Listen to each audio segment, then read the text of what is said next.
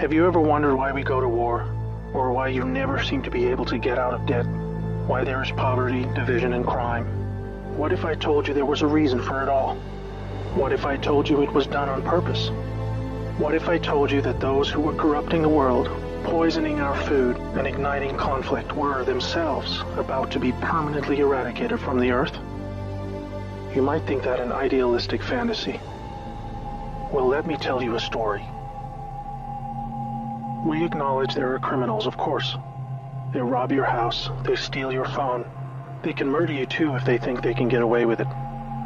We have all experienced criminals in one way or another. Criminals, as we know, are those who choose personal gain over the rights of others and have no regard for the law. But here is where you need to expand your thinking. Criminals can also succeed in business and politics and can be elected as our leaders. If a criminal became the president, imagine what they could achieve. They could use the full weight of their executive power to commit much larger crimes and ensure they and their friends were enriched to the fullest extent possible. A criminal president could create alliances with other criminal presidents and then collaborate on more global criminal activities. Anything goes. Drug running, human trafficking, whatever makes the big bucks. The 20th century was turbulent with war, economic disaster, famines, and displacement. We have always accepted these things as just human nature, and simply the way the world works. Something inevitable, and due to the weaknesses of human nature that drive us to these actions.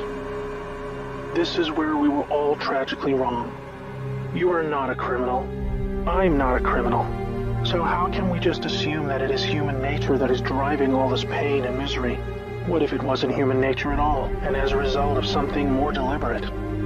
We were taught that capitalism was the cause of a massive rich-poor divide and the reason for poverty, which in turn is the reason for war, crime, and starvation. Others were taught that communism, the system of equal wealth across all people, was really to blame for the mess. But you see, folks, it is none of these things. It is not our nature to fight and be racist. It is not in our nature to rob from others. What you must learn is that it was the criminals all along. Yes, they got power. More power than a criminal should ever have. They rose to the top of media companies that control our news and entertainment. They ascended to the top of the banking system, also to the Oval Office, to Brussels, to the Vatican, to the Crown. They crept in quietly. They became leaders of agricultural companies who have control over our food supply. Also big pharmaceutical companies, the ones we trust to help us when we're sick. Nobody stopped them, and they just recruited more criminals to help them. First, they accumulated the world's wealth. They invented a system of money called central banking, which lends money to governments with interest, placing countries into eternal debt. People's wealth got less. Their wealth got more. Much more. When a criminal is already as rich as they can get, then protecting their ill-gotten gains becomes the priority. Angry citizens tired of being poor are a major obstacle and can revolt if they suffer enough. The criminals needed to prevent this, so they diverted attention to the last remaining competitor, the people of the world. You and me. We were not happy being ruled by criminals and having to work 3 jobs just to survive. They know we won't accept it. So they use their control of the media to set black against white, woman against man, young against old, Muslim against Christian. They convinced us we were the problem so that we would fight and destroy ourselves. To get it done faster, they attacked all aspects of humanity that make us strong. Like family, using their influence over culture, they popularized lifestyle choices that led to a surge in broken homes, lost youth, and substance abuse. I could talk all day about how else they deliberately weakened us, and it would turn your stomach. We were just trying to get on with living. So where are all the good guys? Good people just want to get married, have kids, make a living, and enjoy their liberty. Well, there were good guys. Many. One became the President of the United States in January 1961. He knew about these criminals and wanted them gone. He knew their intentions for us all, and he wanted to fight them. Sadly, he had no idea how powerful they had become. Reagan also had good intentions for the American people. He knew this criminal mafia controlled almost everything by this stage, including the powerful rogue intelligence agencies. His economic policies were promising, but the criminals needed a weak America to hold on to their power. Reagan was shown with a bullet that a growing U.S. economy and prosperous citizens were not what the criminals wanted. It was looking pretty grim for good people. Every time someone wanted to stand up and do the right thing, they got stopped. Were we ever to be freed? These criminals are also known as the Deep State, or Cabal, because of how they control things behind the scenes. Every president after Reagan was one of these Deep State criminals, and their empire got even stronger. With each bad president came new depths America and the world would sink. The world collapsed into darkness. Do you need me to tell you how? Destroyed factories, declining job numbers, sicker people, opioids, destruction of Iraq, Syria, and Yemen with pointless war, displacement of people into Europe, ISIS, terrorism, collapsed governments, poverty, and genocide. Total misery. Do you think that was inevitable? Hell no. Well, here is where things start to take a new turn.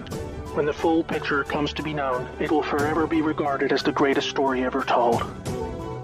Well, here is the top line. Some good people still held positions of power. They valued humanity and the rule of law. While the criminals discussed their game plan at the annual Bilderberg meetings, the good guys were making plans of their own. The information age was coming to change history forever. As the internet flooded into every home and appliances became smarter, and when people started carrying tracking devices, an opportunity to put an end to criminal control over the world was emerging. We became connected, trackable, and surveilled. But so did they. They became dependent, just like we did, on email, SMS, instant communication. It made crime much easier, but it also put them on a grid that, if accessed by the right people, would expose their crimes to the public and end their iron grip on us once and for all. In this new age of information, it was thought that the military should also have its own intelligence agency to focus on cybercrime and espionage. They called this the NSA, the National Security Agency. Here we had every phone call, email, and text from every device stored and archived. Whether it be someone making a doctor's appointment or the deep state setting up a massive heroin purchase from the Taliban. In the right hands, it would be enough information to expose the entire sinister criminal plot to rub us blind and wipe us out. Hold that thought. Now I need to explain the plan. The good guys were devising a plan to reclaim the world from the cabal and return it to the people. It would involve alliances with multiple countries, since the criminals had global rat lines, trade, and other infrastructure in place that would need their cooperation. It came down to two choices for America. Launch a military coup to seize the government from whichever cabal puppet was in the White House at the time. Or win legitimately, take control of the NSA, expose the criminals for what they are, and arrest them all. Obviously, the first option would be very troubling for the public. With people still preoccupied with cabal-engineered social issues, they would likely revolt and hurt themselves and others. No, it would have to be the latter.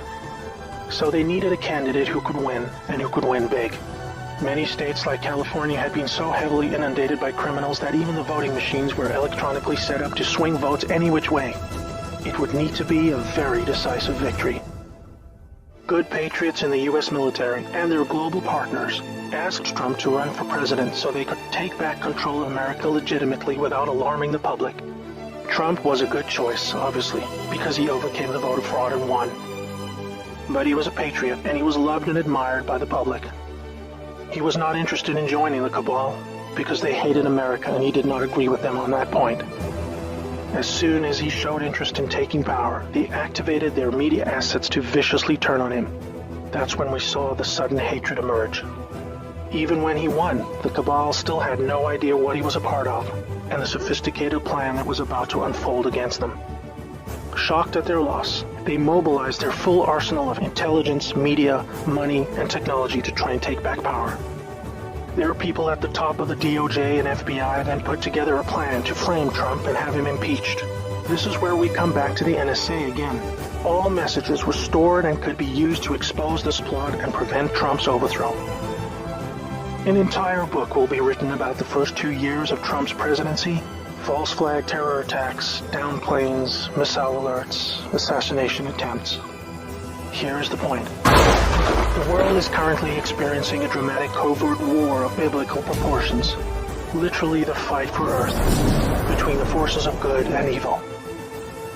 I can't put it in simpler terms, but I can say it appears the good guys are winning. The cabal had complete control over North Korea. They hijacked the Kim dynasty, took them hostage, and worked to build up a nuclear arsenal to threaten the world. Kim Jong-un suddenly embracing peace was simply because the deep state were beaten and driven out. ISIS was also destroyed in the year following Trump's win. We are all starting to see the pattern now, that enough time has passed, that our biggest global concerns are starting to recede, and peace is returning. It is all evidence that the good guys are winning the war. But we're still in the middle. While a lot is improving, it still puzzles many that most of these known criminals are still free, especially the higher-ups like Hillary Clinton, the Bushes, and Obama.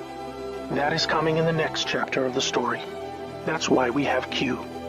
The good guys with control over the NSA began the Q intelligence dissemination program to invoke an online grassroots movement that came to be called the Great Awakening.